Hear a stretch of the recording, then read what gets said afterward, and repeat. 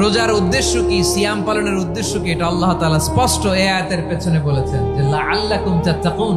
রাব্বুল আলামিন বলেন ইয়া আইয়ুহাল্লাযীনা আমানু কুতিবা আলাইকুমুস সিয়াম, সিয়ামকে তোমাদের উপরে ফরজ করা হয়েছে কামা কুতিবা আলাল্লাযীনা মিন ক্বাবলিকুম, যেমনি তোমাদের পূর্ববর্তীদের উপর রোজা ফরজ করা হয়েছিল লাআল্লাকুম তাত্তাকুন, যাতে করে তোমরা আল্লাহ সচেতন হতে পারো, যাতে করে তোমরা মুত্তাকি হতে পারো। লাআল্লাকুম তাত্তাকুন, যাতে করে আমরা আল্লাহ সচেতন হতে পারি, আল্লাহ কনসিয়াসনেস আমাদের মধ্যে গ্রো করে। এটা হচ্ছে রোজার prime objective, the prime objective of সিয়াম। অনেকে জিজ্ঞেস করলে অনেকে বলে রোজার মূল উদ্দেশ্য হচ্ছে না খেয়ে থাকা, না। অনেকে বলে গরিবদের কষ্ট অনুধাবন করা রোজার উদ্দেশ্য, না।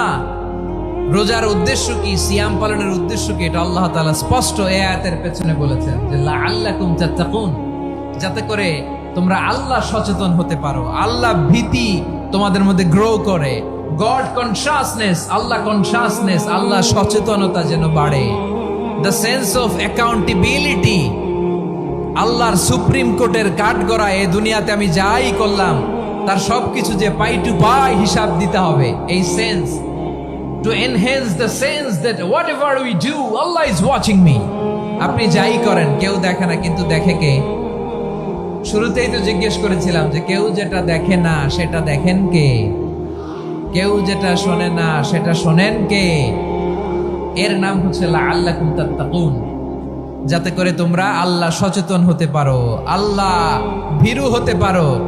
দুনিয়ার কেউ দেখে না। আমার প্রিয় ভাইরা, আপনি লুকিয়ে লুকিয়ে ঘরের ভেতরে অন্যায় করেছেন, পাপ করেছেন, আপনার বাবা দেখে নাই, মা দেখে নাই, স্ত্রী দেখে নাই, কিন্তু দেখেছে কে?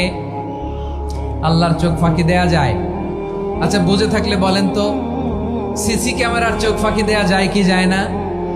পুলিশের চোখ, র্যাবের চোখ, বিমানবন্দরে কাস্টমস অফিসারের চোখ, কিন্তু আমার আল্লাহর চোখ?